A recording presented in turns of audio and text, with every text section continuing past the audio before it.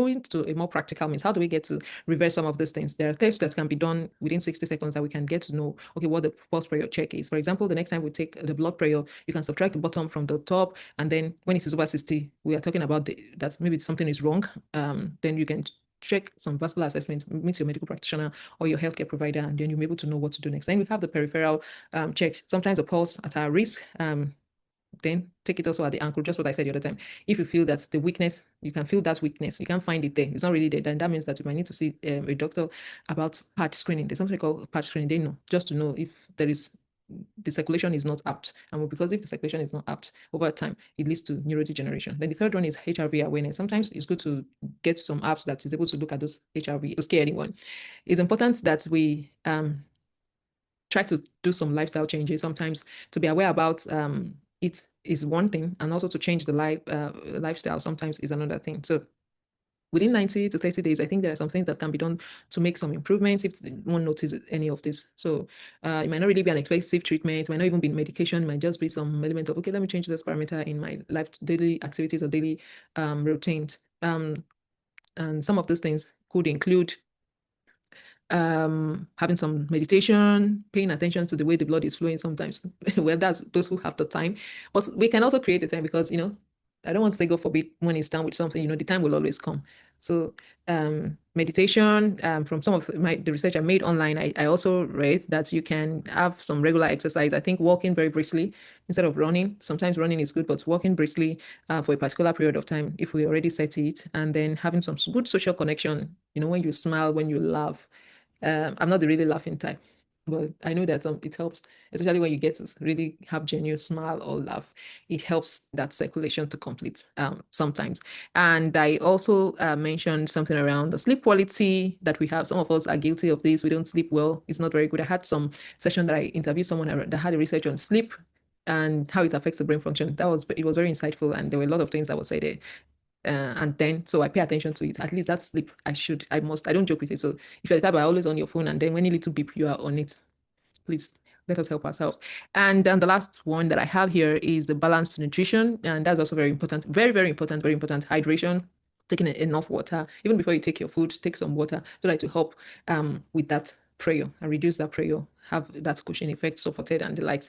I'm trying to reduce this video. I don't want to make it long. And there are three major goals that can be set with specific actions. And the first one is to soften the arteries. If it is stiffened, we can soften it, right? And to soften the artery, we can walk 30 minutes daily. I have not walked. Well, it's not every day. I've not been able to attain 30 minutes daily.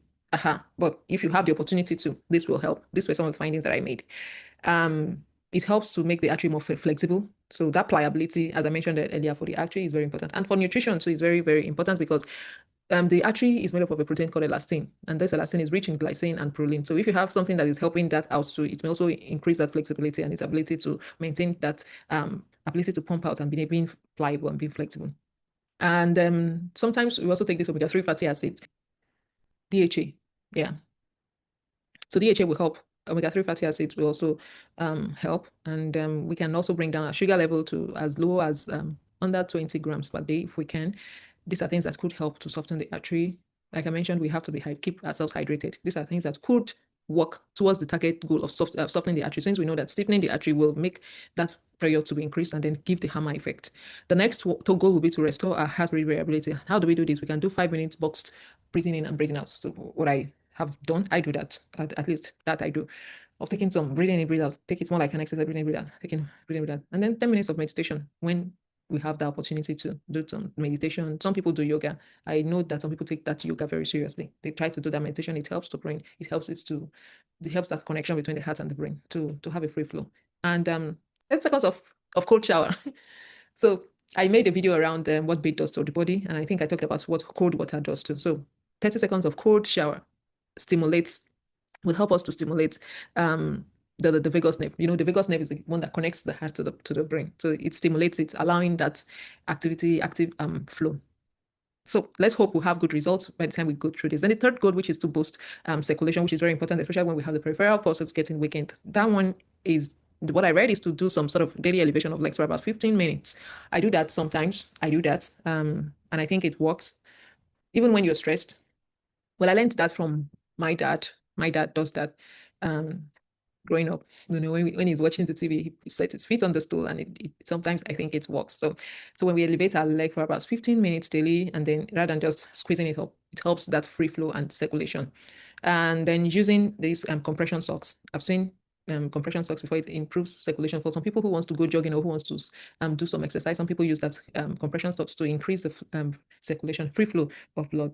And I also read about this foot and calf exercise. If you know more about it, please you can give us more details in the comments or on foot and calf exercise. And then we reduce sitting for less than 6 hours. This is very, very important, even for other things, for other parts of the body. With what we have out here now, we can be on a sitting position for long. So we have to be conscious about this to keep, even if you're not doing anything, just take that walk and come. Even if it is within 1 hour, it is recommended that within 1 hour you should take at least 1 minute walk. Is it 1 minute? I'm not quite sure, but I think having a walk within for every 1 hour of sitting or 2 hours of sitting is fine. Just to round up, our brain deserves very much better, and so we should take very importantly pause, what is telling us what the pattern looks like, because it's going to tell us what the brain will do in later life. So do not play with your brain, else we'll have to pay the price later. Thank you so much, everyone, for listening to this podcast. I hope it's not too long. I try as much as I can to make it fast. So if you see that it is fast, maybe you reduce the speed of your the video. I'm trying to make it get as much information there in a short time.